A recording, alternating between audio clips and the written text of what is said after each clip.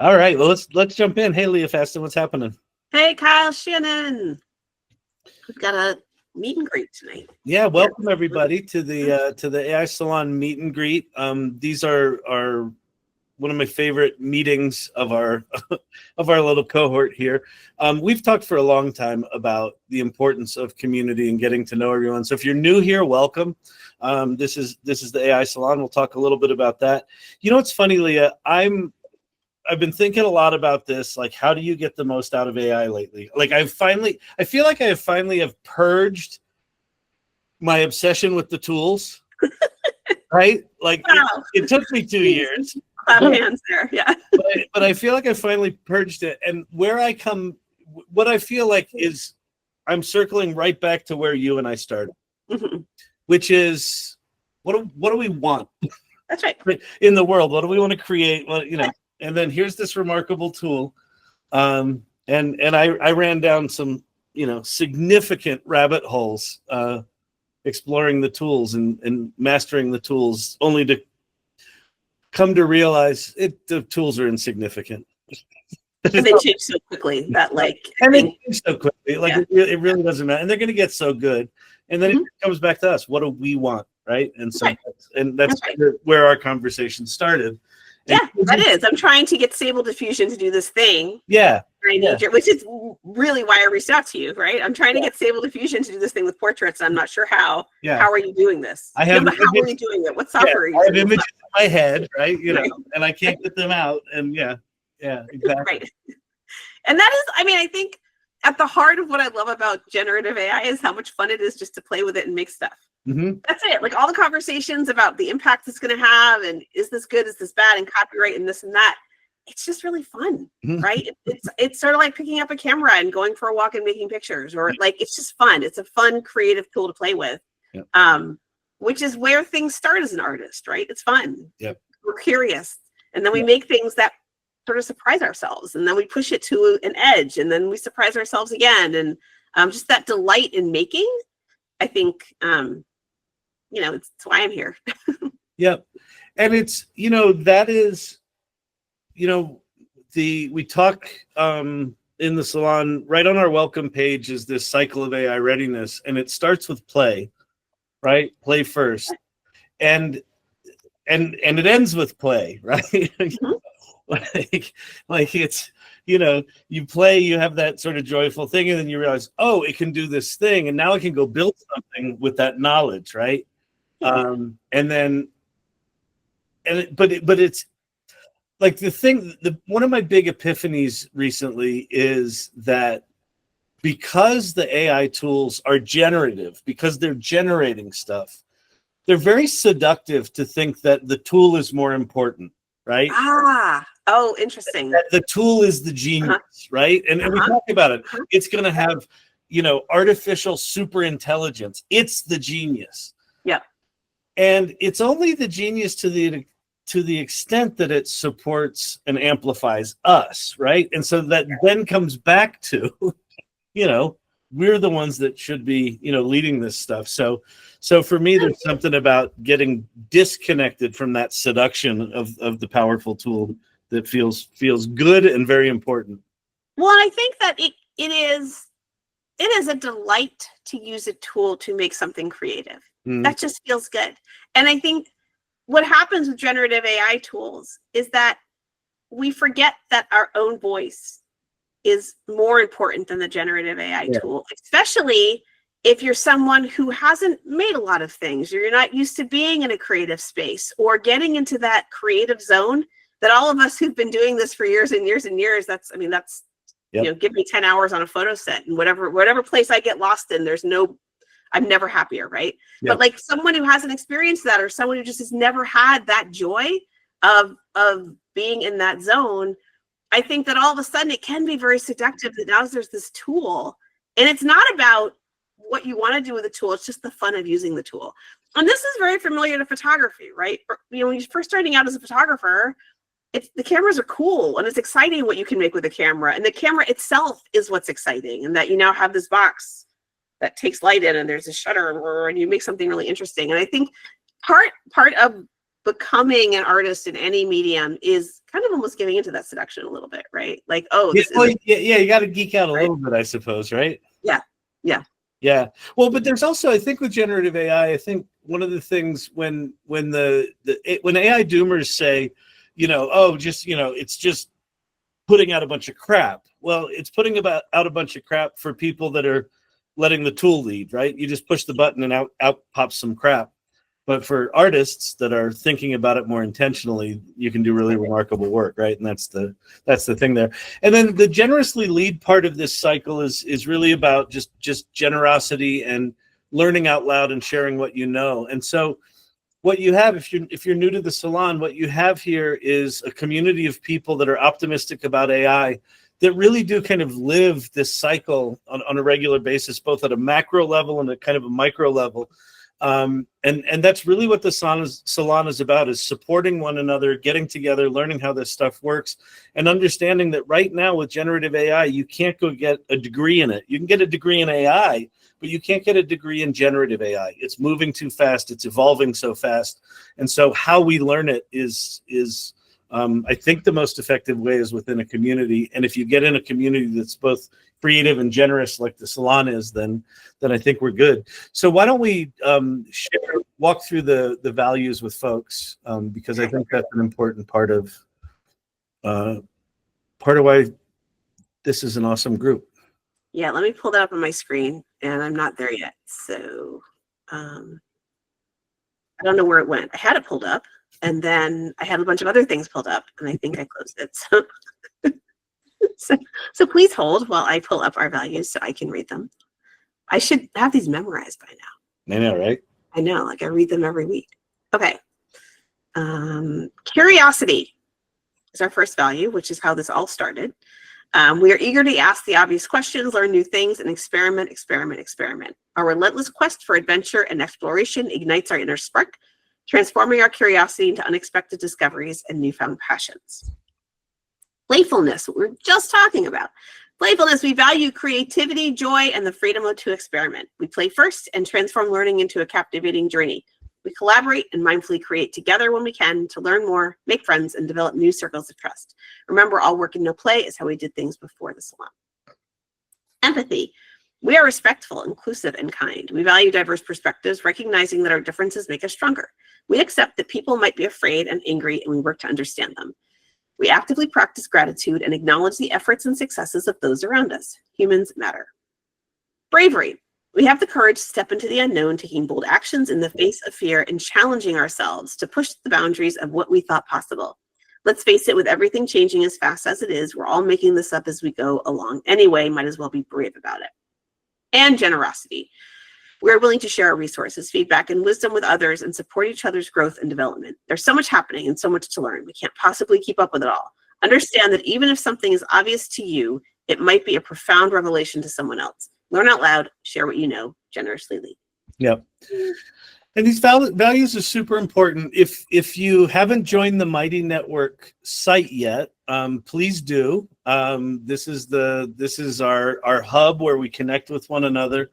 When you join here, down the left-hand side are what are called the spaces, so the different areas you can interact. We've spent the last year working on making these things as organized as possible, as clear as possible. There's still lots here. There's lots to explore. In the upper area, one of the areas that is fun to check out is events. There's all sorts of events going on in the salon, so go check out events. One of the other things that's kind of fun is you can find other members. One of the nice things that Mighty Networks does is it allows you to find members near you.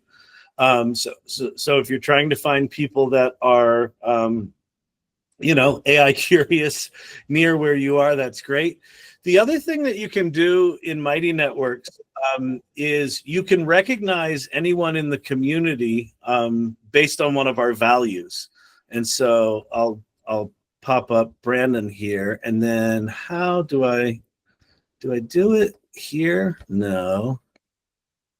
You go to his profile. Oh yeah, so I go to his profile. So here's Brandon's profile, and I can recognize him. And if I click that, here's our values. So I could say, okay, Brandon, let's see. He's playful, curious, empathetic, generous, and brave. I would say lately he's been generous. So say you're a swell producer.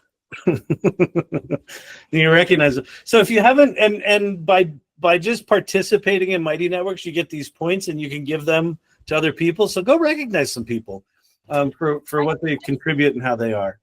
Pop in there and say the note that you put in the recognition only goes to the person that you're recognizing, so it doesn't show up anywhere, just in case some people have asked. Great, beautiful. So you start out there on the left-hand side. We've got kind of a 7-step kind of onboarding process. The step 2 is really the most important one. Introduce yourself. So if you haven't introduced yourself to the community, please go do that. In the community corner, there's things like announcements. You can ask for help. You can give people more explicit shout outs to the community. The show and tell, the look what I made section is any work that you've done that you're proud of, put it in there and share that with other people in the community. There's a news area, and then there's also sort of the Mastermind workshop and clubs and hubs.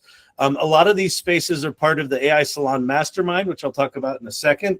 Some of the things in here are not behind the Mastermind wall, like the policy and civic engagement area and the irregulars area that's part of my AI Learning Lab Live. But go check out the site, and we've got some new clubs and hubs coming that we're going to talk about. But let me jump in and talk about the Mastermind. So any of the spaces that you see that have the little crown beside them are part of the Mastermind. So the Mastermind is a subscription-based area. It's very, very reasonable. We've got a discounted price for all of 2025. We're just starting it. We're just figuring out what this is. We've got some new things we're going to be adding to the Mastermind over the next, 2 weeks, Vicky, or so. And a lot of the stuff that we're creating is based on input from people who are part of the Mastermind.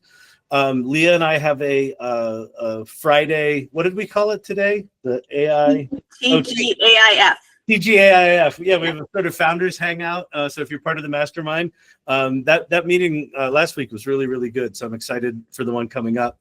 And yeah, so basically the idea of the Mastermind is it's a much more focused kind of version of the community. It gives you private access to clubs and hubs that are in it, the Mastery Workshop.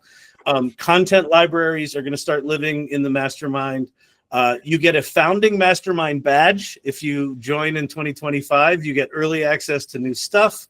And then, like I said, there's special pricing through 2025, which is basically $20 a month. Very, very reasonable for being a part of that. Leah, anything you want to say about the Mastermind? Join. It's so cool. I think I just muted. Join. It's so cool. It's a great opportunity to go much deeper. Or if you're just starting out and you're really looking for a very focused, intentional way to learn, and it's just going to get better and better. I feel like we launched it 2 weeks ago. We've already started adding stuff to it. I mean, you said we're adding stuff over the next 2 weeks. I feel like, join now and you can be part of what we're building over this year, which is, really cool. It's a really, really cool space. Yep. Vicky. I just wanted to say that one of the things that we will be adding is the founding Mastermind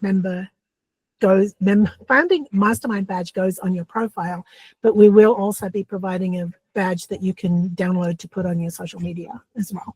Oh, cool. So what I'd like to do is anyone who's here who's a leader of a Mastermind club, if you want to talk about it, you can. I also want to mention that there are 2 new spaces being created. Leah, one of them is yours, which I'm really excited to hear about. And then we have the new AI for All Minds, which is, the neuro-spicy friendly channel.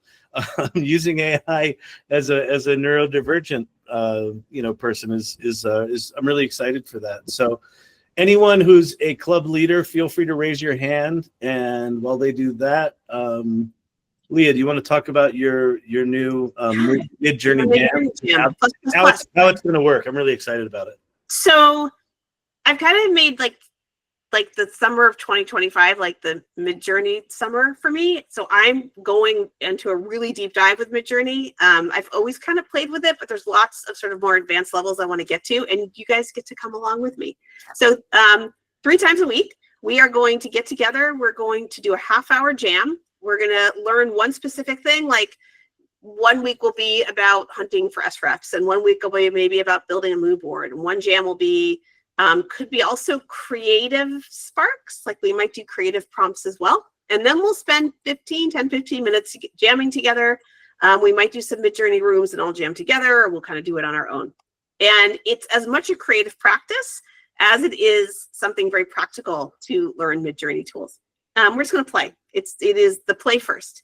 So they will generally be 3 times a week, one morning, one afternoon, one evening. That's the goal. I'm going to try to keep some consistency to it, but sometimes my schedule isn't consistent. So every Sunday, take a look to see where the jams are that week. All jams, anyone come to the jam with us.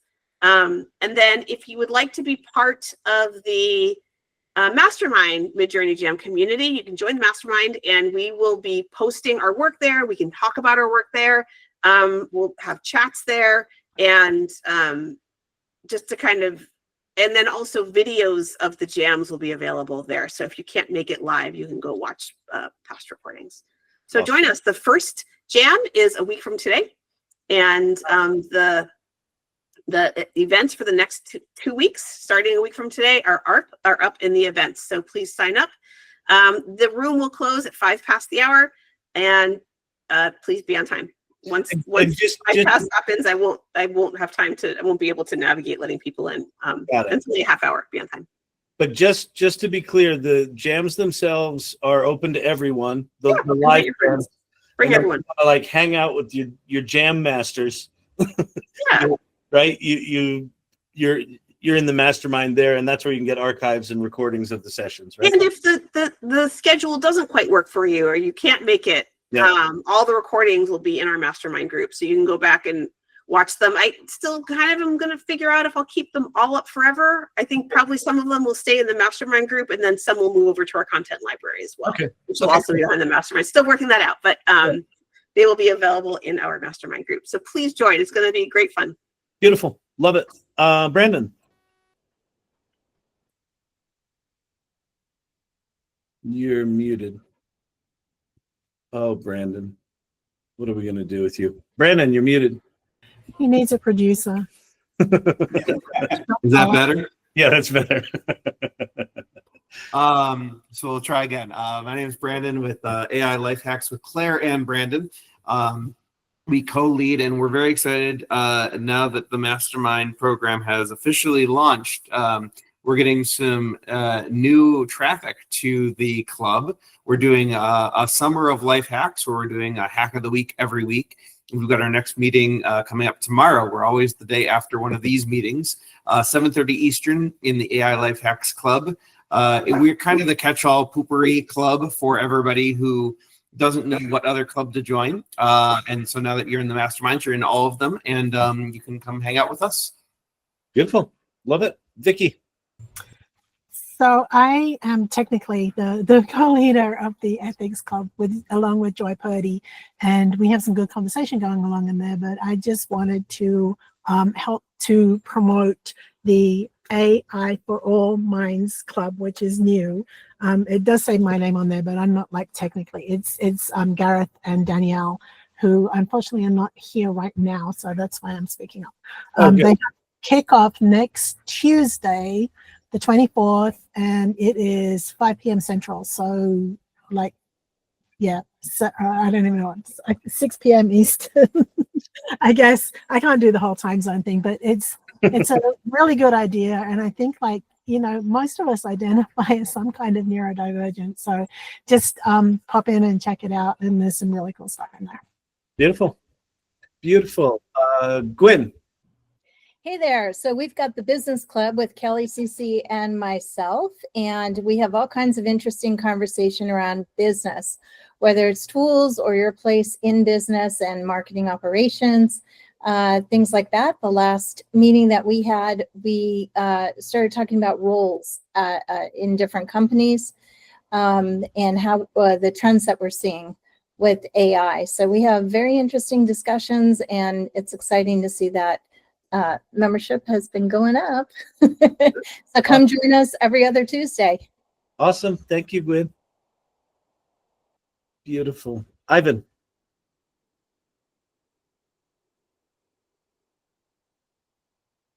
You're muted if you're talking. Yeah, I'm sorry. Hello, everybody. I'm so excited to be part of this family. You are my family, my friend, and you have changed my life. And I'm eager to be in the mastermind. And I'll let you know that I'm spreading the truth, the life all the time. I only one in my group, my family talking about AI, and I deep inside involved. And I hope you can see what I'm doing, my websites. And I soon, as soon as I have the chance, I will join to the mastermind because I really need help. I have 3 websites, 6 email address, and I need help for all of them. I do everything myself from scratch because I don't have the funds or money to do it. But I'm learning a lot that way. I developed my 2 websites. I have one pending, and then besides my entrepreneur that I'm doing every night on Alibaba, I am B2B. I am a reseller, and I created the sponsors for the suppliers buyer with a agent in now with VO3, and I very deep I apply AI in all steps, all aspects of my life. All right, beautiful, Ivan. So let's do it. We'll get to meet and greet in a bit. So let's have you continue that then. Thank you, sir. Okay, so let me hit a couple of news items. We'll hit a couple of news items that I think are important to talk about, and then I want to kind of tee something up and open the conversation up, and that'll sort of tee up our meet and greet question of the night.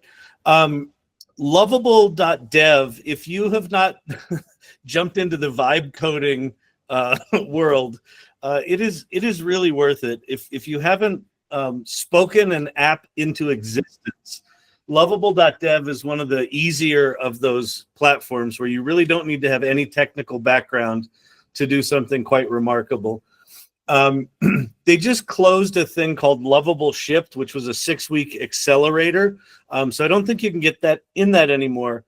But this past weekend, Lovable made their service available for free to anyone for sort of 48 hours over the weekend, and 250,000 apps were generated this weekend, which I just think, even if you say, okay, let's assume that 60% of those were built by existing programmers, or like, I don't know what the numbers are. Like, it's a remarkable number of applications that were developed by, people who are not coders, right? And so this is one of those things where generative AI, becomes this amplifier of anything we want to do. I feel like vibe coding and Lovable in particular, what they're doing, is really good evidence of that, and I find it really exciting. If you're into following tools and the latest and greatest, Kriya, which is a pretty powerful video tool, they just launched K1, which is their first original model for image generation. So it does text really well. It does images really well. My muscle car resto mod in an abandoned factory, it did quite well. So it's pretty good. Meta effectively hired a 27-year-old engineer for $14.8 billion this week. They acquired Scale AI for $14.8 billion, largely because they wanted Alexander Wang to head up their AI group. So Meta is definitely on their heels, but trying to get back in the game. One of the other things I read about Meta right now is they're offering 8- and 9-figure salaries to engineers, like from OpenAI, and those engineers are turning down those offers because their options at OpenAI are worth more than that. So we are living in bizarre times. And listen, just because you're not an engineer and you haven't been offered $10 billion for a job this week, it doesn't mean there's not lots of opportunity. PricewaterhouseCoopers did a report this week on a bunch of kind of future of work stuff, and it basically says much disruption is coming. But one of the really interesting numbers in it is that in the survey, employees that were AI literate on average had 56% higher wages than those who were not AI literate. So I'm preaching to the choir with this particular crowd, but just, you know, for the kids in your life, for colleagues and things like that are still on the sidelines with this stuff, you know, there's a real economic reason to you know, pay attention to this stuff. Gemini 2.5 Pro came out. A bunch of other models came out. It continues to be very, very confusing which model you use for what and where and when. Just like OpenAI is a mess, Gemini is a mess. The quality of the stuff coming out of Google all of a sudden in the past, I don't know, 6-8 months has been really, really good, and they continue to be impressive. Their product strategy is still a bit of a mess, but it does seem to be improving. And then there's a new video model out there, YAVM, yet another video model, nearly as good as all the others that are nearly as good as it. It's worth playing around if you haven't played with Halo in a while. It was pretty good, and it's their new V2 version. So that's all I got. And then, yeah, that was just a placeholder. So I just want to share this. I'm not going to go through this, but this is my new project. So this is a bit self-serving, but I want to tee up a conversation with you, Leah, and then with everyone. And this is kind of related to our prompt tonight for people to introduce themselves. So I've got this new project called Feed Your Prompt, which is going to be a book, and it's going to be a keynote presentation and things like that. But the basic idea with it is the prompt is always hungry. And one of the ways that most people think about AI these days is where AI is a genius, and they expect they're going to put in a prompt and they're going to get back this brilliance. And very often what happens, they put in a prompt and what they get back is disappointing. And so you hear a lot of people saying, you know, oh, I tried ChatGPT, it wasn't that good. And what's struck me, and this is where I was saying at the beginning, where I've come full circle. What struck me is that AI is not a genius. What AI is it's an amplifier, and it's a reflector. And so the prompt is always hungry, and whatever you put in it, it's going to reflect back to you. So if you put in boring generic crap, it's going to give you boring generic crap, right? And that's when it gets disappointing. But if you put in if you put in your ideas, your point of view, your voice, your goals, right? Any of that sort of stuff, it's going to take that idea, it's going to reflect it back to you and start to amplify your ideas. It's going to make you better and better and better. And you can do this for, you know, it doesn't matter which tool. It doesn't matter if it's a large language model or an image tool or a music tool or anything like that. Feed your prompt and AI will give you superpowers. And so that's kind of the premise I'm working with here. So I'd love to just kind of open that up first to you, Leah, and then I'm, you know, just curious what others have experienced on this front. Yeah, I mean, this is what it's all about, right? I mean, this is the Midjourney Jam. This is what I want to do is like all this is a tool. So how do we make it our own? Mm-hmm. We did a 6-week practice where we wrote journal entries. We'd write from a poem or creative prompt, and we'd free write for 10 minutes, and we dropped fragments of that into whatever we were using to make our work. And we sort of literally got our voice into the prompt, right? Mm-hmm. And so what's so exciting to me is like, you know, learning how to use a tool, as we talked about, there's something very intoxicating about that and very enticing. But what happens when that tool starts to break past looking like work that everyone else is making, and all of a sudden something's a little different, or something is a little like, it's different. It feels, and you have an emotional reaction to it. Mm. And then that shift starts to become something that's your own voice. And that's a very exciting moment for me when I'm making something. And I think that AI really lends itself to that. Yeah. And there's something that I've been building into the process here, is the importance of creative point of view. Mm-hmm. Right? Yes. I talk about, right, find your inner Rick Rubin, right? Who's a music producer, and basically he gets paid to have an opinion, right? And as I've been sharing this idea of having a creative point of view, that one of the ways to get really good at AI is just know what you want. And then when it gives you something, understand, is that what I want? And if it's not, then keep going, keep collaborating and iterating until you get something you want. And you said it to me today, and I've had 2 other people say it to me in the past 2 days, which is there are a lot of people in this world who've never been asked to have a point of view. That having a really strong creative point of view for creatives is a natural thing, but for a lot of people it may not be. And that's something that, as I'm putting together this project, I really want to dig deep into is, how do you make it easy for someone? Like everyone has a point of view, but they don't necessarily own it, right? They don't necessarily go, yeah, they're just leaving ChatGPT be the genius. Okay, give me brilliance. And then if it doesn't give them brilliance, then they just let it die. As opposed to saying, no, I want to get in there and I want to wrestle with this thing and wrangle with this thing. That's very much a creative process. I'm just curious to your thoughts, or anyone else, if you've got thoughts on this, I'd love to hear. I think the other piece that's interesting that I've thought a lot about is AI is just a tool, like any artist uses any tool. It's like a painter uses a painter, a photographer uses a camera. I think that because our first introductions to generative AI happen on a computer, we naturally want them to feel, they organically feel like programming, or they organically feel like a lot of the rules you might file for in Photoshop.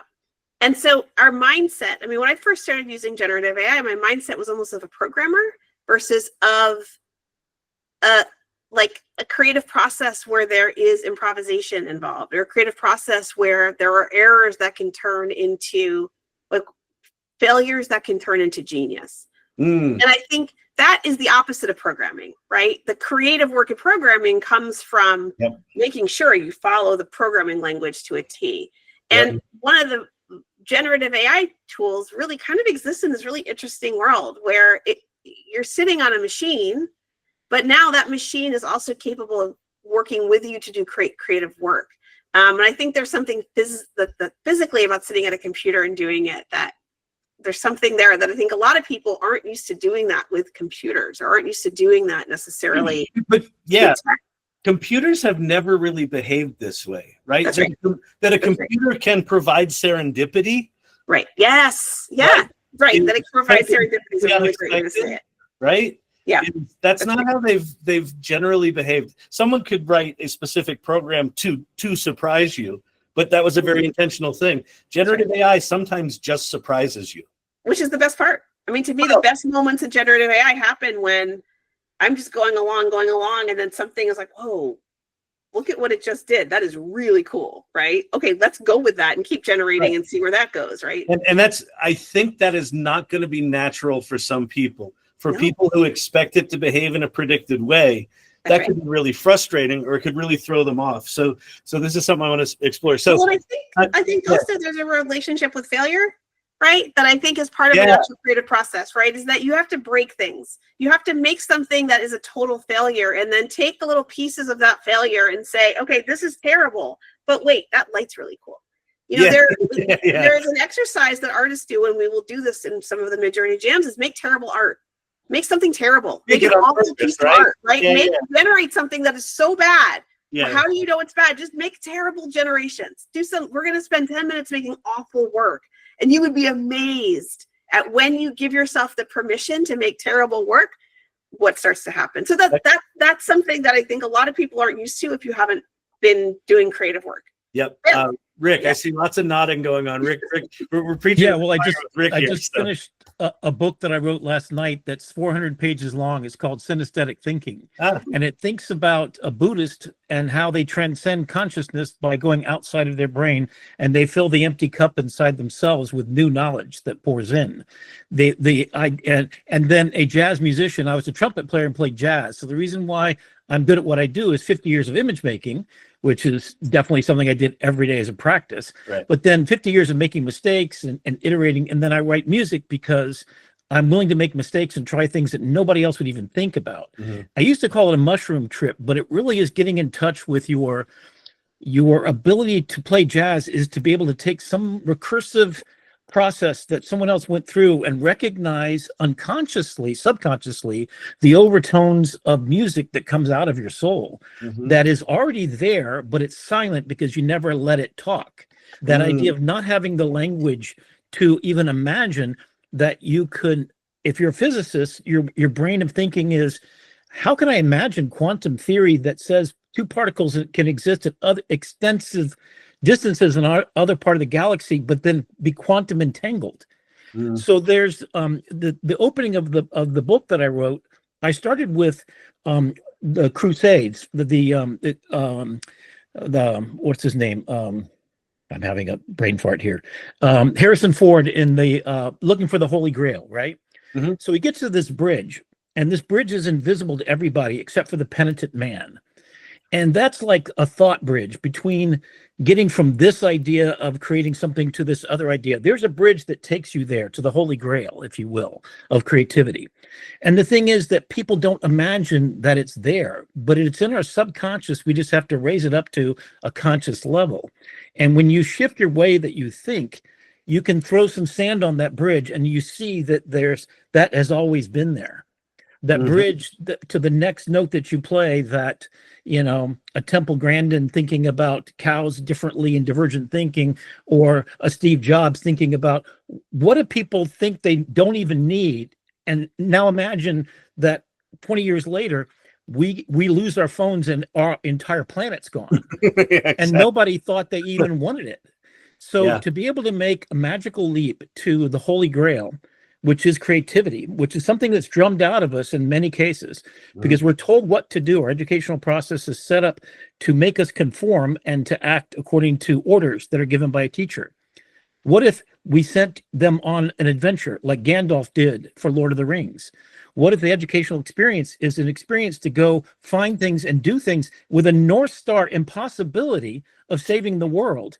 But the humble hobbit is the one that was chosen to go on the hero's journey. So the hero's journey for you is to think differently, to be that person that imagines first principles thinking, that, you know, like Steve Jobs, imagine something into existence that nobody ever thought they wanted, and now you can't live without. Love it. Love it. Great. Yeah. That's great. Anyone else? Any thoughts on this? The sort of your relationship between AI as a tool and AI as an amplifier for you? Thoughts? Excitement? Tomatoes? Me, my brain has enhanced, my friend. I have too many projects, too many ideas, and I using all the tools. And you're gonna see me talking. Yes, to me, man, I'm an example of that.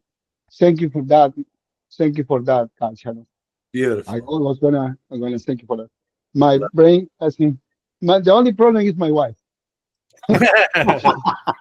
She doesn't see me, and she doesn't understand. And why are you doing this? I talking to ChatGPT to create a avatar to respond my suppliers, and then another avatar to respond my RFQs, and then created a script to apply in Excel to modify 365 prices in 1 second. I'm using AI for everything, my friend.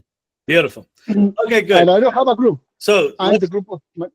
all right, Evan. So we'll get to you in a second. So let's jump into the meet and greet. So what I'd like you to do, raise your hand. Raise your hand so we know you have your hand raised. Otherwise, we'll call on you. We absolutely will. We'll do it. We've done it before. We'll do it again.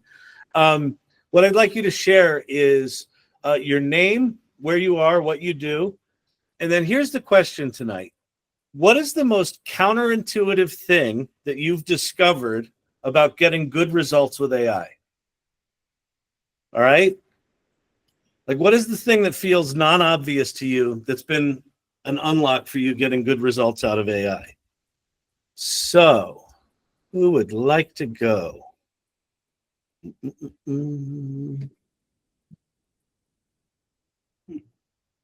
And I will jump in here too as well. Don't let the question keep you from raising your hand and introducing yourself. What's most important is that you introduce yourself, maybe like tell us a little bit about you, and then put a link to where we can find out more about you in the chat as well. So this is a creative, this is a conversation starter to get us talking. But if the question, Kyle and I think of these questions, and if the question feels a little too like, wait, I don't even know, I'm not sure, that's okay. Put your camera on, introduce yourself, tell us where you're from. And well, it can also be an obvious thing. What's an obvious thing that right. that unlocks something for you? Mm-hmm. All right, who wants to go? Gwen. All right, I'll kick us off. Beautiful. Hey, everybody. So I'm Gwen. I'm in San Diego. I'm a strategic marketing consultant, and one of the most, I would say, obvious instead of non-obvious, but not obvious, but obvious. Anyway, is having to think through logically what you want the AI to do, in that you have to really take it step by step. I know everybody says all this, but I'm sitting here teaching my father, who's a senior, 85 plus, and having to take him way back to the beginning steps of, this is a baby that doesn't know how to talk. So let's take it to, you have to tell it who you are, the usual prompt stuff. So there you have it. And I love that. Love that. That's great. Beautiful. Let's see, Pamela. Hello, I'm Pamela Oberg. I'm in southern New Hampshire, where it's rainy and gray and grim today. I have this year in 2025 launched my own management consultancy. I'm looking to partner with owner and founder-led small and medium businesses in growth mode, and I'm helping them strengthen their operational foundations through business process, internal leadership development, and determining if they're ready for AI and how to bring it in. And I love today's conversation because I always start with two things. Leaders have to learn with their teams. This is not a top-down thing. Leadership in the era of AI isn't going to work that way. And that means having a sandbox, having a space where even the leader is in there with the teams, learning together, being vulnerable about what they do and don't know. So I love this whole concept of play. It speaks to me deeply. In terms of what has surprised me about AI, or maybe counterintuitive, is I still forget that I can ask my AI what I haven't given it that it needs in order to do what I need it to do. I'm getting better at that, but it's taken me a little bit. But Kyle, I love your topics today. I actually had the good fortune to be interviewed for a podcast last week, and it was all about leadership in the era of AI. And a lot of the points you mentioned, I covered in my talk. So yay. Okay. Yes. That's awesome. Yeah, no, it's funny. Someone reached out to me on LinkedIn and they're like, I saw your thing on what you're talking about, and I've got a similar thing. Like, I feel like this community is I think has organically gotten to this. I think one of the reasons there's a lot of AI talent in this group is because this is something we instinctively do, but I think articulating it is exciting. So thank you. That's awesome. Beautiful. Kimberly. Hi. Don't know if my camera's working or not, but my name is Kimberly Inez Mays. And what I do is I do AI consulting, and I also do AI teaching. And one of the things that I love about teaching AI is really democratizing technology for everybody. I think there's too much in the space of everybody trying to sound how smart they are, using all these terms to mix up and confuse people, or using alarmist language. I just had a conversation with a lady about the language people use. Like, oh, it's you know what I'm trying to say, catastrophizing AI. Like, if you don't learn this, you're going to be left behind forever. And that's exactly what I'm about. Exactly. So I love making complex things simple and giving people millions of aha moments. So that is what I love to do.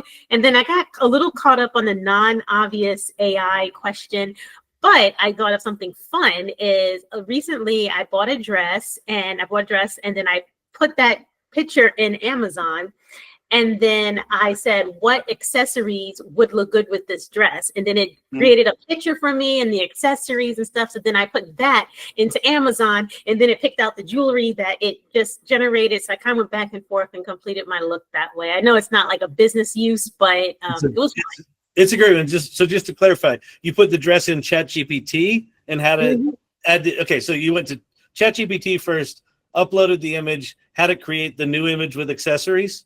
Yeah, so I bought a dress on Amazon, and then I put the picture of the dress from Amazon into ChatGPT, and I said, what would look good with this?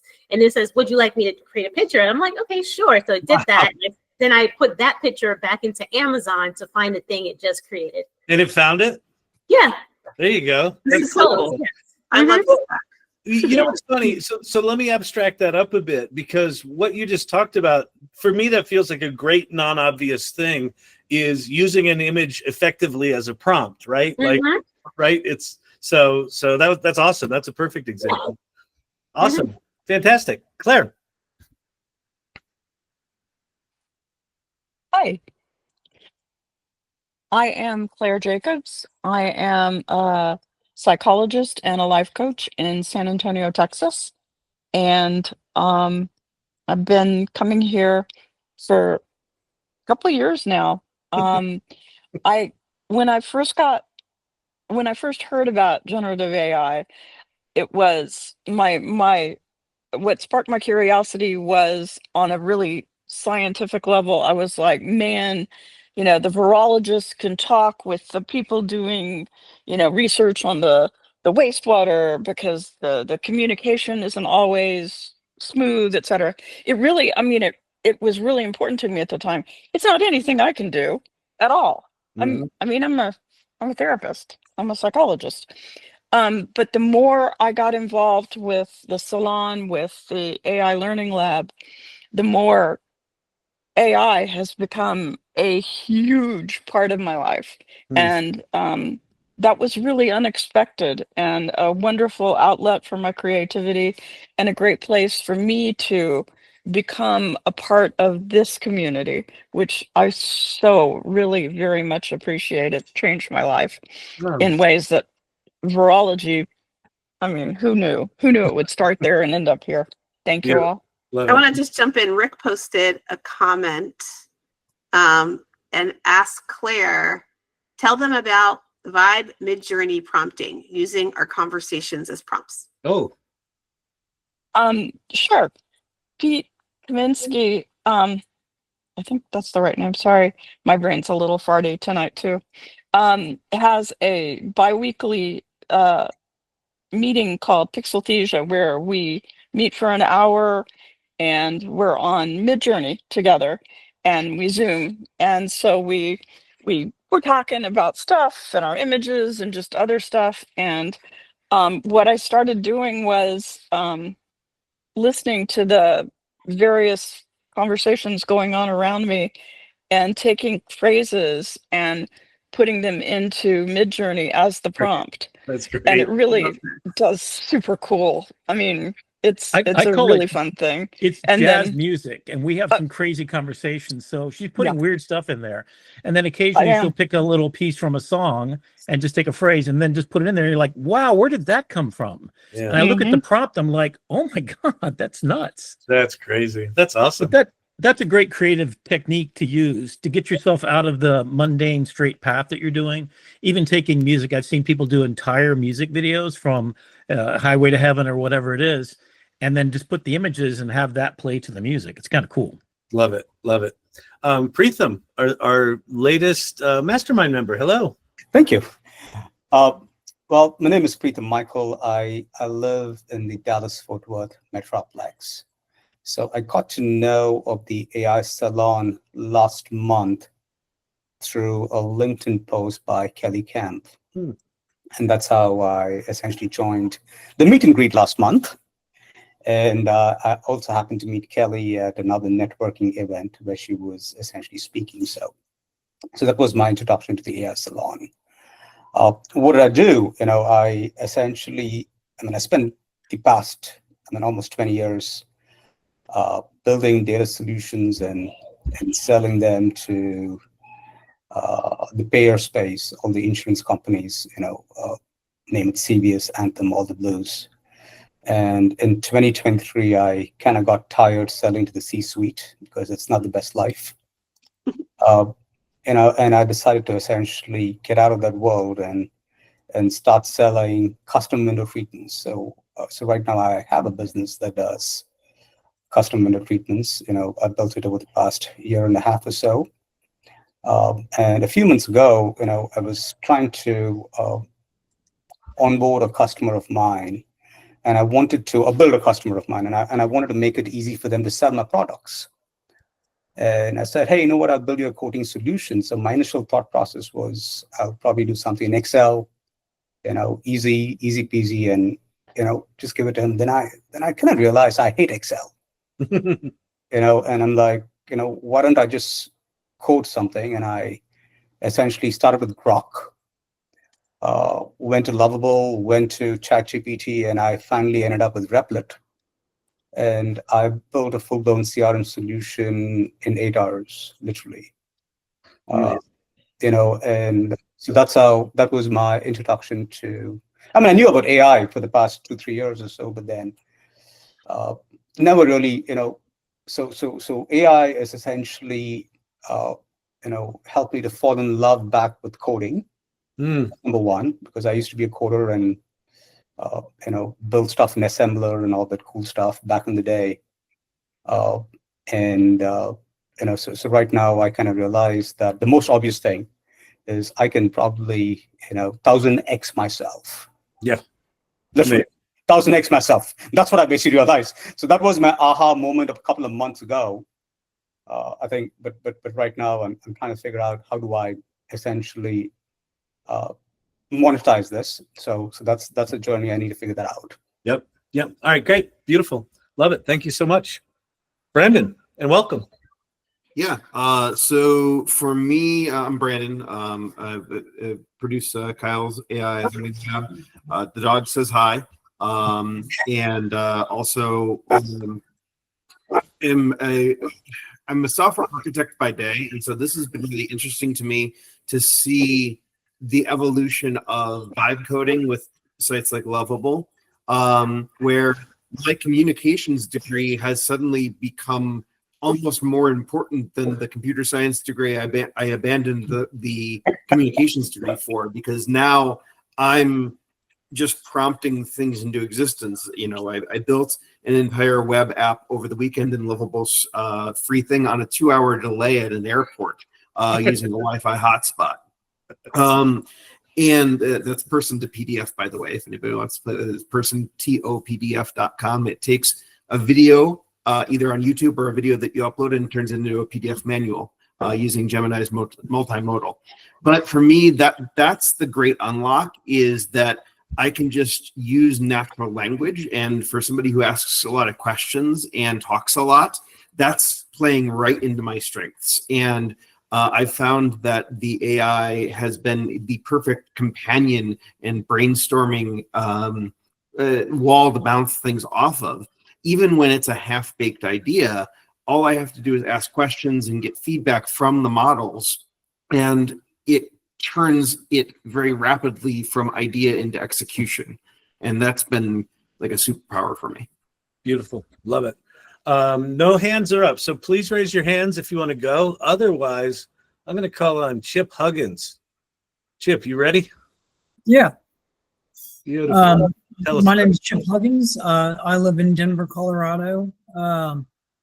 And thus far, still yet, really my only exposure that I've had to AI has just been through ChatGPT, which I do use extensively almost every day. And until last night, I was really only using it for the purpose of resolving, some kind of a nuanced problem, or if I wanted to learn some new information. But last night I did use it for creative purposes, I suppose you might say, in the sense that I asked it to give me some good ideas in regards to chord progressions.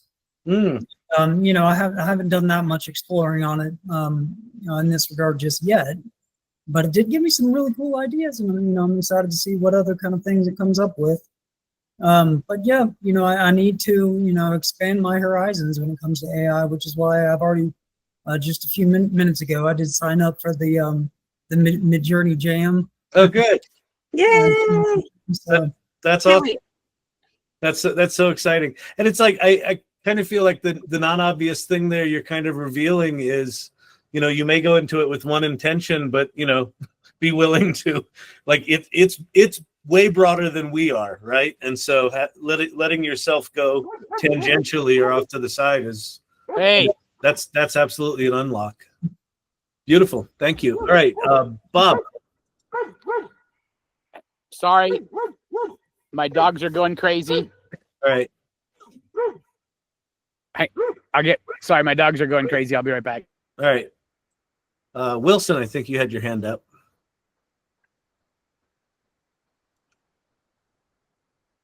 Wilson Bradley.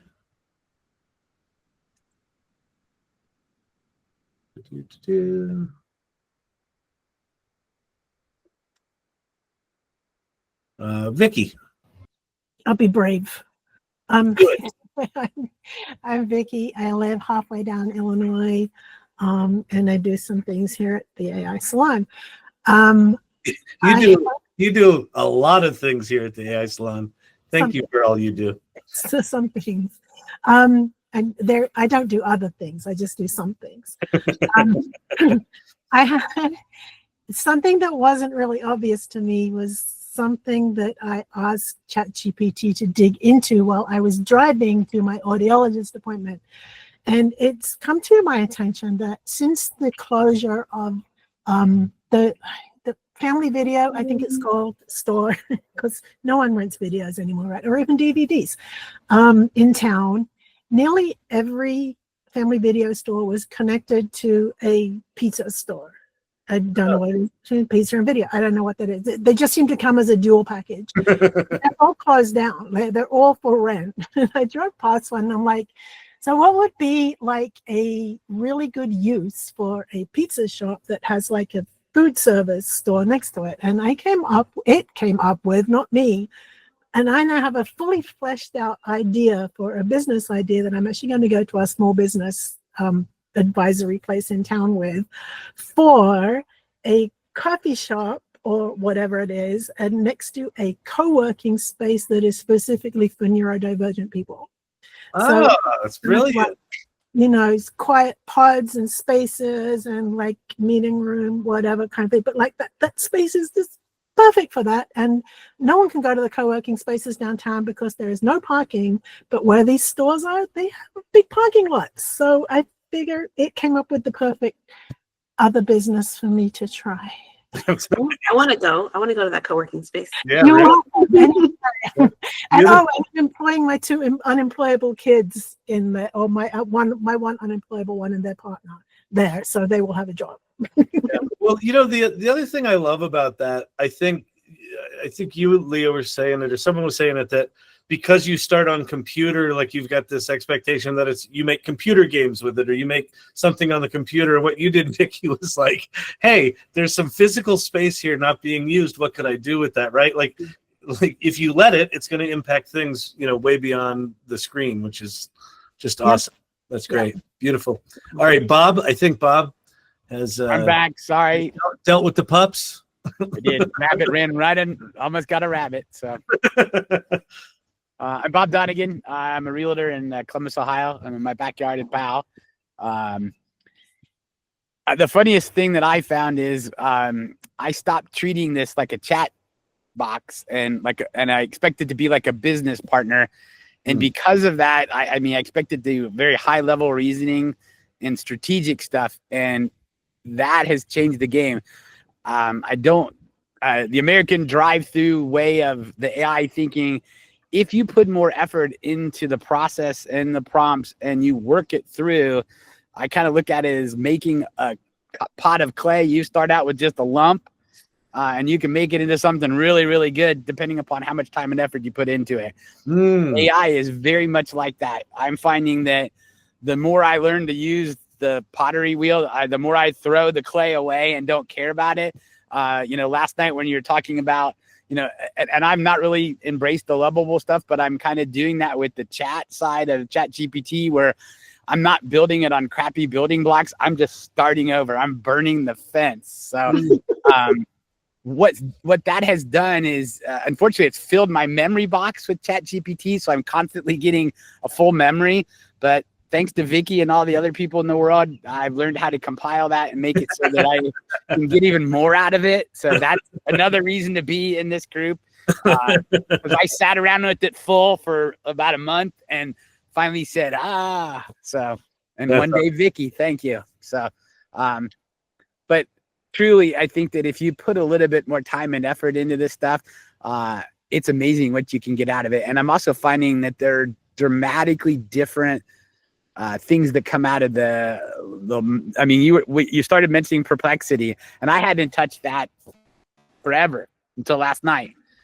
So I started playing it. It has completely different philosophies. It doesn't think the same way at all. No, it really goes at things differently. That's one of the reasons why I really like Manus, because it really throws things in. It goes at and looks at things very strategically, logically outside of what I would have ever incorporated, and I really like that. So now I'm thinking I've got to have a toolbox of these different things that I'm going to use depending upon the situation. And it's amazing how once you get a cop, I use it so much now, it's overwhelming. Yeah, I know, but that's great.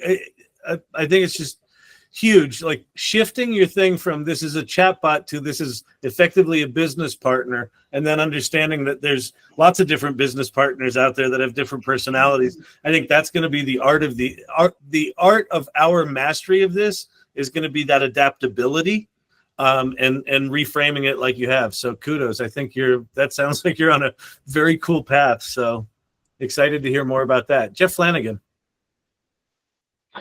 Hi, I'm Jeff. I'm also known as Papa JJ in some circles. That's a combination of what half my grandkids call me Papa and half of them call me JJ. So I just jammed them together.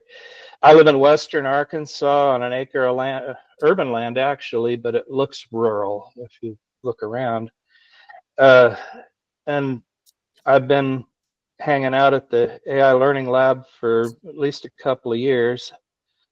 Got in early and got in earlier on ChatGPT. And my two main projects are trying to turn a quarter of my 1 acre lot into a food forest. And the other one is world building. And I'm writing a novel, but I'm trying to do it not like anybody ever wrote a novel before. I'm trying to do it a chapter at a time on a WordPress site and make it more of an interactive experience instead of just writing something to put out there for people to read. That's also part of it, of course.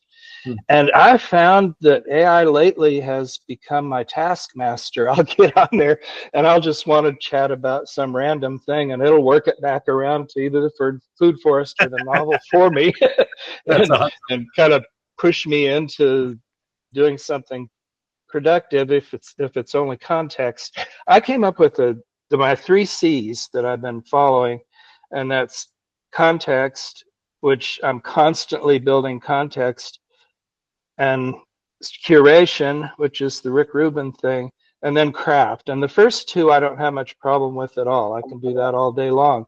The craft part is kind of my Achilles heel. I have a little more trouble focusing on the craft part of it, and so I'm about a year behind my self-imposed deadline on actually publishing, but still cracking away at it.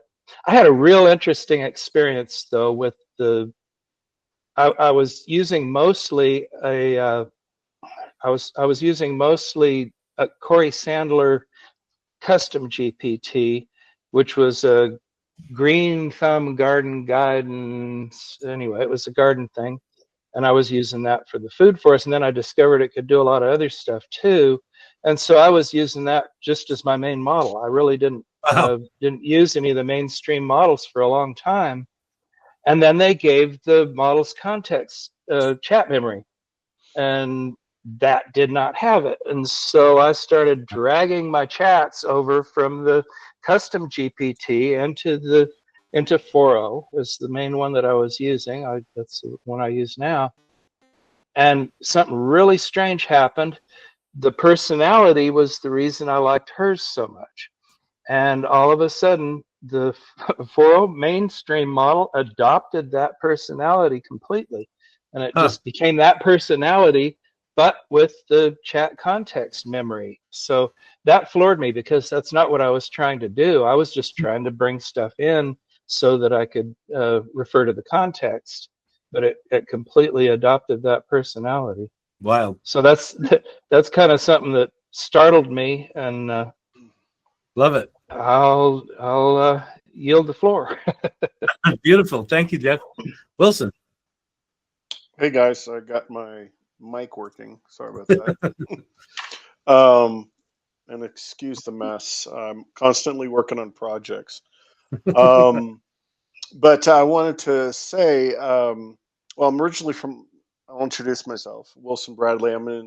Originally from Austin, Texas. Grew up there, and was a Dell guy for many years. And then we moved to Colorado Springs 4.5 years ago. I'm a systems engineer for DoD type stuff. DoD seems to be the only technical thing out here in Springs. It's hard to meet nerds like myself here. But the wife uses AI quite more than I did in the past, but I started using it, and I started using more of MS Copilot, and I use it mostly for troubleshooting, like an event viewer or system problems, finding bugs, I had a system that completely crashed. My main system crashed, and I use it quite a bit for technical stuff, either for VR or I was just using it a few minutes ago for my tablet to reflash the firmware on that to do an overhaul. But I was wondering, is there a specific AI that is for technical specifically, or is it just they're all kind of doing the same thing, or is one better than the other? There are a lot of different models. I would say the more technical ones, a lot of the Gemini models are very much designed for coding. So if you go to aistudio.google.com, there's a lot of different models in there. Within ChatGPT, you've got O4 Mini High, which is apparently quite good at coding, and then you've got Claude is apparently quite good at coding as well. Claude, I think it's 4 now. Is that with the C? CLAUD.ai. And Claude is the engine behind lovable.dev. If you haven't played with lovable.dev, it's probably worth it for you as a big brain DoD engineer to go in there and just create an app without thinking about code. Just describe what you want and watch it build it. That's Andrei Karpathy is the one who coined the term vibe coding, where you just go in and don't even worry about the code it writes. Just go in and let it generate it for you and just kind of push it around like clay. I forget who just used the clay analogy, but I think that's a really good one. But those should keep you busy for a week or two. And if anyone else has any thoughts on technical stuff, I'm not technical, so I don't really know. If anyone else has any thoughts, please just pipe in. But beautiful. Thanks for sharing. Thank you. All right. Beautiful. Let's see who's next. Suzanne. Hello. Anyway, I think the name Suzanne Welker Jurgens. I'm located in San Francisco. I'm a product manager working at Adobe. And the thing that I've been using, obviously, ChatGPT for a while now, a couple of years. And the one thing that it really helped me a lot, maybe back in April, is my cat got really sick. And for all of those of you who have pets, it's really hard when they can't tell you how they're feeling, right? And you also don't want to you can't go to the vet and call them up nonstop all day long, right? And you don't know what's that point of when do I take them to the emergency hospital, right? So as she was getting sick and I couldn't get into the vet, I was constantly feeding her, how she was, her symptoms and all that throughout the evening and through, even after I went to the emergency vet, and I put her on antibiotics. And it really was help it in a way, it helped me calm down quite a bit because, you know, like she was having problems breathing and she had an upper respiratory infection, which then ended up having FIP, which is serious, really serious. But like I learned how to like check what her breathing rate and check different things. And it was kind of giving me this green, yellow, red, like, hey, these symptoms fall under this category, like urgent, you need to go now to the emergency doctor, or caution, you should try to get in there tomorrow morning. And then what it would do is it would every day by day by day, it would keep track of all of her symptoms. And then when then it would be like, oh, if you're at the vet, here's a list of a recap of everything. So you can go over it with your vet. Wow, that's amazing. So it was pretty amazing. And it kind of talked me off the ledge because, you know, I mean, that went on it's stressful. It was very stressful, thousands of dollars later. And that, but even when you get them back home, they're still like, oh my gosh, she threw up her medicine. Now what do I do? So it really was, I mean, I would say it's not, I mean, it's obvious to use it that way, but it was definitely like I could give an hour check-in, or I could use the video feature and have them look at her to see, right, like, she's walking a little funky. What's going on here? So it really helped a lot. Yeah. For those of you that don't know how to do that, in the ChatGPT app, if you put it in voice mode, so to the right of the little prompt box, put it in voice mode, and then once you do that, you'll see the little sky-looking circle.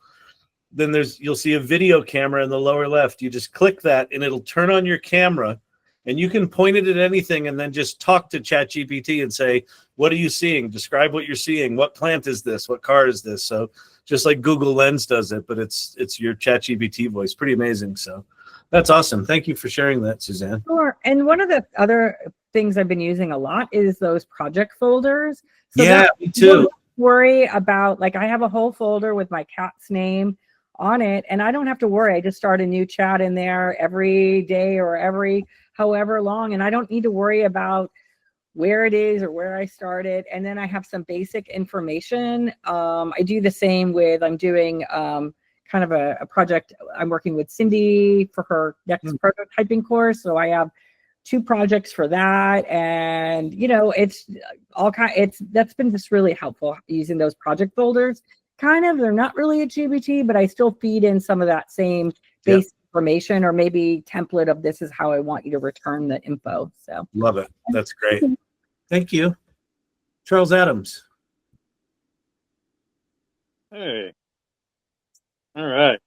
Kind of like Jeff, and we talk a lot in the YouTube chat. I'm mostly being an author lately.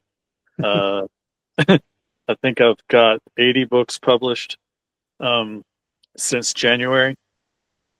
So quite a lot of writing. And I'm now living in St. Louis, and it feels weird because I just moved in October. I threw away my entire life, sold my house, left everything behind, my entire wood shop, retired my hypnotherapy practice after 20 years, and it's just a completely new restart. And having access to the AI to help me navigate through all that's been pretty helpful, and has helped me kind of turn my life experience and hard-earned wisdom into some really deep psychological elements for some really cheap, smutty writing. It pays the bills. It pays all my AI subscriptions. That's awesome. But I also have some more serious stuff too. I've done a couple of self-help books that have not sold at all, and a novel that I write one chapter at a time on Web Novel. And I'm going to take that whole thing and convert it into, you know, just a printed novel series, probably, because it got some really deep world building. Having the ability to have absolutely any random idea and expand it into as many directions as I want to has given me a wealth of information to play with. And that's really cool. And I get to have all these random ideas and do the deep research on it and spit out a PDF and then throw it in a project and or build a GPT from it, or my favorite thing is a Pobot, because they can monetize. And then I go on Reddit and you know, get my I make pretty decent comments and have all my bots linked. And, you know, so if I'm making comments on like the Suno subreddit or something, I have a bot for building Suno songs, and I used that subreddit, took all the tips and tricks and information from the entire subreddit, fed it into GPT to streamline it into a really in-depth, detailed prompt, and then put that in a Pobot. And now I can write a song, give it the mood I want, the emotional depth I'm going for, and it'll spit it out in the style I like, with all the instrument stage management already worked into it. And I usually get it in one iteration. That's amazing. I get exactly the song I want, or 10 songs that are all equally good, but all different styles with exactly the same lyrics. You can't even tell it's the same song, but they're all great. I love it. That's great. That's awesome. I like that creative use of marketing, right? So go into Reddit, add some value, and drive them to your monetized GPT. Awesome. Yeah, because I can't seem to get my head around the idea of actually marketing myself in any way that's meaningful, because I hate shallow relationships more than anything else in the world. Yeah. So I join communities like this, and I'm here every single day and you know, interacting as much as I can. But I am a severe pathological introvert. Well, awesome. Thank you. Ivan, tell us who you are and what's your key to success when you get something good out of AI.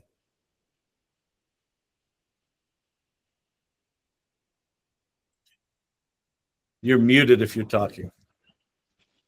Hey guys. Hey. Today look at my t-shirt. Nice. This is me. I always spreading the AI to wherever I go. My name is Ivan, Mr. IT. I'm from Peru. I live in Katy, Texas. What I do everything a little bit. I'm so excited every day to talk about AI. I'm talking with any people when I go to get a blog board. I'm talking with the lady who's taking my blog, talking about AI. Hey, this is Kai channel, go visit. I need to have a barcode of the AI Salon, because all the time I'm talking about it. And I can promote it. I always going to be saying I'm proud to be part of this team, this new family. And I have a project, as you might know, Infinity AI. It's a way to, I want to democratize the AI in AI para todos, in Espanol, AI for all. And I'm trying to create a website where can we express ourselves. Whatever you want to do, sell, buy, share ideas, promoting a few ideas that you go to Infinity AI now. You're going to see my avatar that I created today. I built Infinity AI with GoDaddy. And then I have a PS networking is what I do every day. I'm a chief technician. And I work doing installation of servers, routers, switches, whatever is IT, I do it. And what's the thing in AI that you get good results with? What's a way to use AI that you get good results? Amplify my network, talking with people. My family. I don't have family here. It's only my wife and my two kids. And all my friends are out of this world. People in Alibaba, people in TikTok, and people that I talk. And then they talk to me, and then they start talking, hey, how can I do this? And they're asking for AI. So tapping into the community. Yes, my company is one. I'm everything. I don't have a retirement. I don't have nothing. I'm not part of a company. I did myself doing this. I open service. I replace switch and router. I did it myself. I did not work for a company. For example, some people like do roofing because they start working in roofing. or they're painter because they start working painting. No, I did myself. I start myself. And that's what I plan. I always optimistic. I like to, when I open, guys, at some point I'm going to ask for your help. Not now, because I don't have the funds. But at the moment I have the funds, I will ask for your help because I think I need a push. A little push from you guys. In some Beautiful. Thank you, Ivan.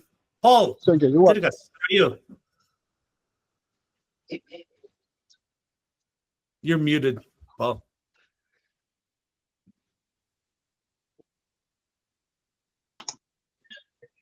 Alta Tangos. I live in Santa Cruz, California, and I'm a fine art photographer as well as commercial photographer. I'm out in the world shooting with a pro camera and my iPhone on a daily basis, and finding ways to combine that at the intersection of photography and AI, in particular Midjourney, and a little bit with ChatGPT's updated image handling stuff. So yeah, I find an infinite interest in doing that, and no shortage of crazy ideas to try. And if I run out of them, I ask ChatGPT to help me along the way. And I also use the describe aspect of Midjourney to get me started sometimes, and combining things. So do you ever do that with your photography, where you take your pictures that you've made with a camera and do the describe function in Midjourney? I've done that. Yeah, I've done that with some success. Not total, but sometimes it doesn't matter. Yeah, sometimes it's better than the photo that I had, which that's is nice.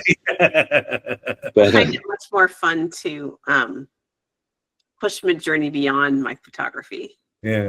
Like, okay, I can go make the pictures with my camera, and I do it my way. And it's been neat to put my style into Midjourney. But the fun thing about Midjourney I found is actually going outside all the constraints that making images with a camera offer. Yeah, I agree. I like the way it modifies the photos that I do throw in there, and takes me unexpected places all the time. Yeah. So I'm going to have to cut this short. I got to go pick up a grandkid from summer camp. So beautiful. Thank you. Paul, love having a photographer here.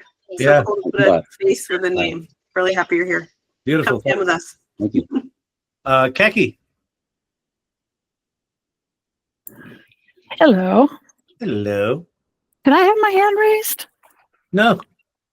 Well, I'm told. That's okay. I told you to just call on people. I'll do it. Works for You know, me. if you don't want me to randomly call on you, raise your hand. So I am from Minnesota, and I've been tooling around with AI since 2022. I've used it for a lot of really cool things within the salon. We've had some really cool, things for writing and for image creation. My background's in organizational change management, so that's how do you bring the people along when an organization is going through change. There's actually strategies and tools for that. I'm actively looking, and I'm trying to find something that will blend my knowledge of AI with the intersection between how people adopt it and AI. How does it come together? I do a lot of blogging, and I've used ChatGPT to customize resumes, of course, to brainstorm, to get ideas of really simple things that I can post on LinkedIn to keep my feed active. One day I just went and plugged a picture that I took into ChatGPT, and I said, create a LinkedIn post for me. And the picture was of snow that was like just draped off the trees the morning after a beautiful snow. And it wrote something about resilience and how the trees have resilience. It was just brilliant, And so really cool. I love how it helps me to be even more creative. And, I've done it for writing follow-up emails with people sometimes, to create images. I've done a little bit of video creation. Oh my gosh, what else? There's so many different tools. I've tooled around with Suno a little bit. And I just think, I a couple weeks ago, I ran into a couple of friends, or we met for an art fair here. And two of them were just like doomsday, where they were going. And normally my neural head might jump out and say, what? And I just was quiet and listened to them. And I'm like, tell me more about that. Tell me more about that. And it turned out to be a pretty good conversation, right? But sometimes I want to always find smart ways to address people in a way that says, tell me more, just to understand where they're coming from. Mm-hmm. And it's a process always, because the people who are dead set again it are like, it's going to ruin humanity. Yep. Yeah, I know. It's the arguments break down quick, but they're very passionate about them, I find. So yeah, absolutely. Yeah. Awesome. All right, great. Vicky. Thanks. Thank you. I know I already went once, but like I had just so many aha moments this week. And I wanted to say, I take a lot of supplements, and a lot of supplements have like more than one supplement in them, right? So you might get vitamin D with K in it, whatever. Take a photo of all your supplement bottle labels, put them into deep research. Oh. Especially helpful if you also put like whatever medications you take in.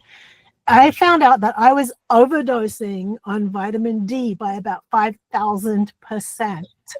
And wow. Like, you wonder why you don't feel good half the time. And one of them was like something that my one of my PAs, whatever, had said, you need to take this adrenal, like for cortisol, right? It had something in there that was deadly toxic with one of the other medications that I take. No. So seriously, I think it would pay everyone to go and like just put all your stuff in deep research in Google, Gemini deep research, whatever it is. And yeah, ask it to research it deeply and tell you if you're taking too much of one thing. Beautiful. Love it. That was my double bit. I love it. Chef Kelly, you available?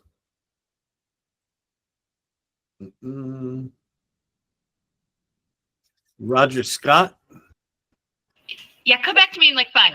Okay. Roger. Sure. I'm Roger Scott. I live in Boulder, Colorado, not too far from Denver. Been hanging out in the salon for a fair while now. My main interaction with AI stuff has been with Midjourney and image creations, artsy stuff. Though lately I've been having fun just asking ChatGPT to talk about things. When something I'm just curious about, and it's gotten good enough now that you can actually get it's better than Googling most of the time, because it sort of brings a bunch of stuff together and synthesizes it. Surprising AI related thing is not so much surprising about AI as about people. Last week, the Rocky Mountain AI Interest Group, which is this big, huge AI interest group centered here in Boulder, though like the salon, it's sort of grown to have people all over the world participating in it. But they had a art showcase, and it was casting a very broad net in terms of what the relationship between art and AI was.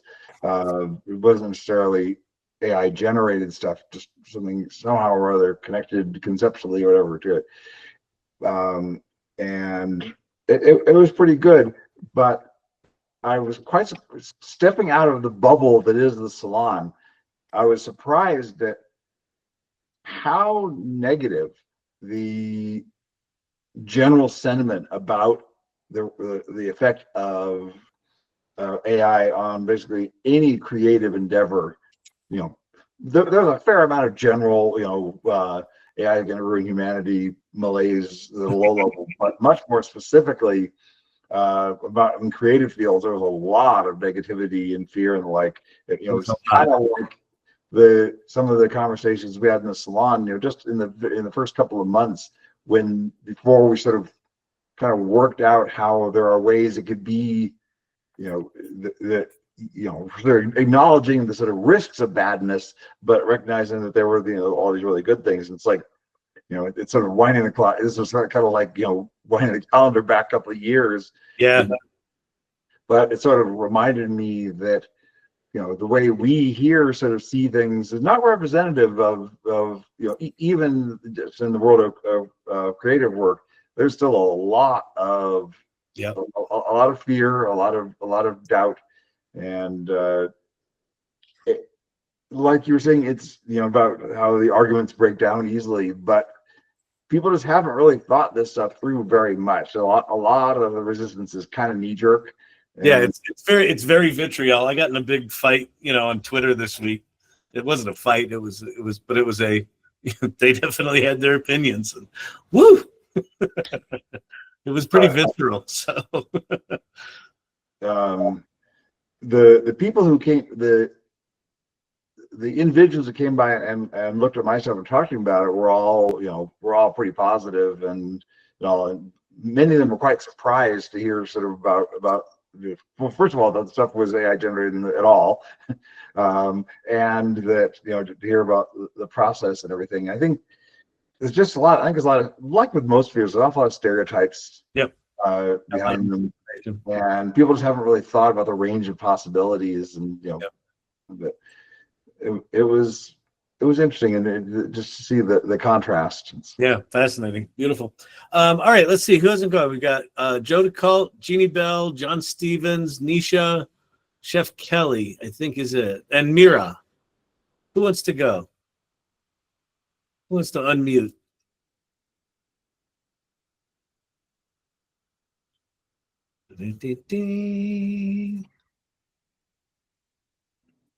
I could go. Beautiful. Oh, hi. Hello. Yeah, hi, I'm Mira, and I have been in QA for quite some time. Like, I've done project management, and yeah, I'm trying something with QA and AI, and I feel like I'm still new, figuring things out. But yeah, I also have a passion for dancing, so I also want to do something where I could build an AI app for dance instructors. Easily find studios and find studios at a cheaper rate. But yeah, I'm looking for resources, and I'm in the early stages. Try vibe coding that. Go to lovable.dev. Seriously, just tell it to make you a dance studio finder maker app thingy. See how it does. That's awesome. Yeah. Cool. Thank you. Nice to meet you. Same here. See you again. Chef Kelly, you there? Or Jeannie Bell? Yes, I'm here. Hold on. It's always the case. My dog decided to just go like ballistic 5 minutes ago. Okay. Hi, everybody. I'm Chef Kelly. I am an AI groupie. I'm a Kyle Shannon groupie too. I'm an AI YouTuber, like every night at the Learning Channel. And what are we telling do we like long walks on the beach? What are we talking about here? Like our journey? Yeah, well, just what is it that's kind of non-obvious that you found that helps you get good results out of AI? That's a loaded question. What did I find? I think that I don't know. I really don't know how to answer that question. Ask it one more time for me, Kyle, please. Well, what do you like? What are you playing with AI wise these days? What do you like? What's stuff you're playing with that you're having fun with? I'm learning automations. Actually, what I'm doing is I'm trying to learn how to do like the lovables and more of the development of actual sort of tangibles, if you will, even if they're digital projects. Because like recently, I just built this database that will be sort of a conversion calculator for food companies who are going from artificial colors to natural dyes, and it'll do the whole conversion between the dyes that are on the market and the ones that are like cherry juices or beet juice, like organic ones. I'm trying to find real use cases for this now, because I've spent the last year just having a ball and playing around. But I don't think I was ready yet to be. I don't think I trusted myself yet to like fold it into my career. And I'm finding that I'm ready. And it's a beautiful step to make when you can do that, because it gives you so much more confidence. Yeah. And I've had conversations with people that are like, AI in the food industry, what would you do with that? Right, right. I rattle it off and their minds are blown, and they're like, "You're one of a kind," and I'm like, oh, "God, I hope so." Because I worked hard for this, you know. And I think it's gonna really, if it hasn't changed my life already, it's going to. And I'm just really happy I found this group, and she leads ladies, and yeah, anybody who's a naysayer, I'll take it. You'll take one. Yeah, come on. All right, cool. Well, thank you. Awesome. Yeah, that's great. I think that idea of AI being an amplifier for us is that's a big one. And I mean, you know, the fact that you're going from, you know, weren't sure about AI to now you're building databases and applications and putting it out in the world, and you're like, I'm ready to make this part of my career now. That's a pretty big deal. So cool. All right, well, let's see who we got. I think that's it. I'm gonna mute Ivan. Did I mute him? Yes. Hey, Leah. So that was awesome and remarkable. Like, it's amazing just how many ways people are using AI, isn't it? I just love little hacks. I mean, I have always, I work out a lot, and navigating nutrition's always been really challenging. And I was getting ready to start doing a notebook. I was like, wait a minute, I can do this in ChatGPT. And so now during the day, you know, I just type in what I had or take a picture of labels and stuff, and it gives me all my macros, all my protein, all my carbs. And all of a sudden I'm like, wait, how have I not been doing this the whole time? So it's just these little hacks that, like, okay, yeah, that's something I started doing recently. That's not creative or not art, and it's just tracking my macros for fitness. Yeah, one of my favorites is just upload a picture to ChatGPT and just say, tell me the backstory of this. Oh, that's fun. That's a fun game. And it sometimes it's a really good writer. Like it can take an image, and especially if you get some funky image you made in Midjourney or something like that that's got a lot of depth to it. Yeah. Or it's in another time era. It'll write you really good stories. So that's great. That's one of mine. You know? Oh, what a fun hack. Yeah. All right. Beautiful. Well, thank you everyone for coming and hanging out. Great to see everybody. Thanks for being so generous. And thanks for being here. Join the Midjourney Jam. We start in a week. Yeah. Bye, friends. Have a great week, everybody.